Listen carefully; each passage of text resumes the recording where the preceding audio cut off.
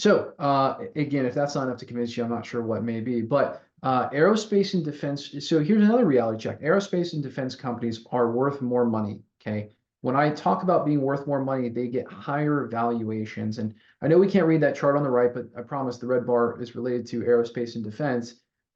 Frankly, the EBITDA multiples are higher, right? So while every company valuation is unique, companies with a successful history in defense work, along with those companies who may be in the category of aerospace and defense, enjoy higher EBITDA multiples in valuation versus their private sector equivalents. A great example is in emerging markets worldwide, the average value of enterprise value to earnings before interest, basically EBITDA in the metals and electronics sector in 2023 was a multiple of around 12x, but companies operating in the aerospace and defense industry saw the highest valuation with EBITDA multiples approaching 22.6x. I've even seen into the 30x's. Really, when you start playing around in the defense world, it's quite incredible how you can dramatically increase the sheer valuation on your company.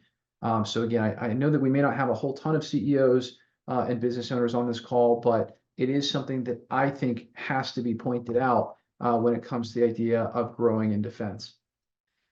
Now, we're going to transition into talking about some proven strategies for leveraging your newly acquired status as a company complying with today's DoD information security requirements. Now, if you're not one of those companies and you haven't sort of gotten with the program, so to speak, then what I would say to you is let's get on the ball. All right, give us a call. Again, I'll give you some contact information at the end, but hit the description in this video or hang on and we'll pull some prompts here to get you to a place where you can self-schedule time with one of our compliance experts. I'm going to assume that you've got the compliance out of the way, or if you don't, again, reach out to us and we'll help you get there so we can get you on to the good stuff. Step number one, understanding your status. If you still have temporary deficiencies in your plan of action with milestones, that's okay. You may still be compliant with DFARS and NIST SP 800-171. In other words, the plan's in place and you've got a way to fix it, but you are not ready for CMMC certification yet. We want to resolve those deficiencies, and then at that point, we can be ready for CMMC certification. When it comes to defense work, the only level that matters to me is level 2. That's when you can handle controlled unclassified information, or CUI. CUI is the litmus test for whether you're ready to be a defense contractor or not. That is step 1, and we want to make sure that you are clearly communicating your status to your sales teams. Tell your sales teams, hey, look, this is where we are, whether it's DFARS, NIST, and your CMMC ready. Right, so CMMC ready is a status that's kind of as good as you can get right now until they start doing the actual certifications, the open market. But ultimately, you want to communicate your status to your sales team so they know that you've got all of this extra compliance stuff going on. It's huge. Again, so many people go get compliant for one contract, but then fail to communicate that to the rest of their sales team and make a big deal out of it. Next, step 3, define your DoD compliant security posture as a unique competitive selling advantage to be communicated in all sales materials. I think this is so important and so underdone. You communicate that you're ISO certified, that you're AS9100 certified, that you've got all these different certifications. Let's communicate via the websites, via your capability statements that you also are qualified to do defense work by being DFARS compliant and complying with all 110 controls in NIST SP 800-171. Okay, I recommend putting on your website, your marketing collateral, capability statements, email signatures, trade show booths, everything. Guys, how do they know unless they see something that speaks to them? And something that speaks to them is by saying, hey, look, we are cleared for work with the DoD. That's also going to send a powerful message to your private sector clients in an era where information security and getting hacked is a really big deal. They want to know that you're safe to do business with, and this is how to do it. So the concept of magnetic attraction in marketing and sales. Now, one thing that I will tell you is the more specific you are in your marketing and sales, the more magnetic you're going to be to the people who are actually going to spend money with you. We're all familiar with marketing where we're basically showing people what we do, thousands and thousands and thousands of people, and yet we might get 2 or 3 good qualified leads. By publishing and really emphasizing that you are DFARS and NIST compliant for DoD work, you will be attracting the right kinds of buyers from the DoD and from defense primes, those companies that have won prime defense contracts and who are looking for subcontractors to send work to. That would be you.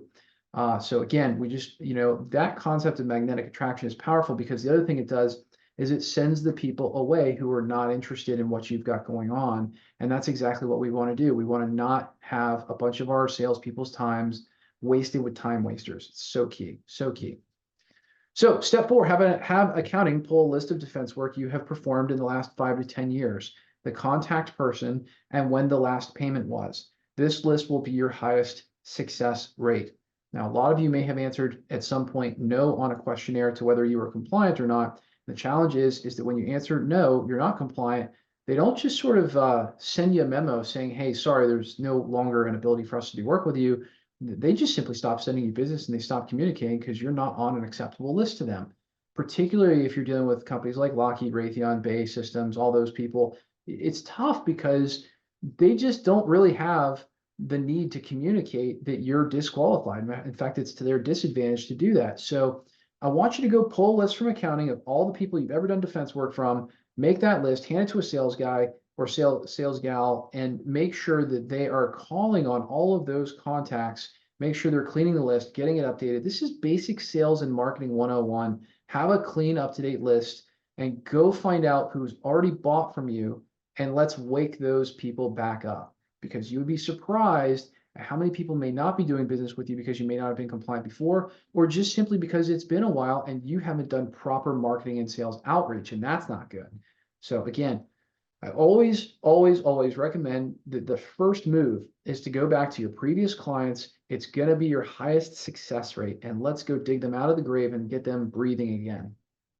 Now, step 5, have a sales email and call every contact, update their profile and send them communications detailing that they are, 1, compliant. Okay, you got to let people know that you're compliant and ready for subcontract defense work. Even if you're used to being the prime, trust me, you can get into some really massive contracts where there's millions, even billions of dollars to be had as a subcontractor. It's definitely worth pursuing. And it all starts with just letting your network of people know that you're compliant, right? So send a sales email, give them a follow-up phone call. Again, this is work for the sales team, but maybe the marketing team, depends on how your company is set up. Should be the sales team though. 2, love them as a client and would like to see if they are open to a discussion about expanding the relationship, especially as finding DoD compliant providers is difficult right now. So again, in this email to them, in your call to them, in the communication, you want to emphasize that you love them as a client, you miss them, you want more of their action, and would love to just generally communicate about what their needs are in defense to see if there are maybe some opportunities that haven't been considered before. These are big things, right? You really got to walk salespeople through these steps. Next, communicate your compliance status at least 12 times per year, every year, to your existing marketing prospect lists across all marketing channels. It takes 7 to 12 touches to get anyone to respond, and many private sector companies perform defense work they do not openly discuss with non-defense vendors.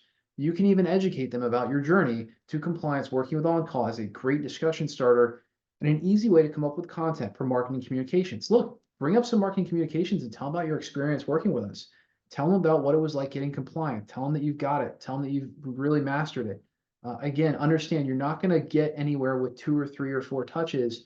We're talking 7 to 12 communications before you can even think about getting a call back. That's the way the world is right now. We're so inundated when it comes to noise. I mean, I could just tell you my email box is flooded every day.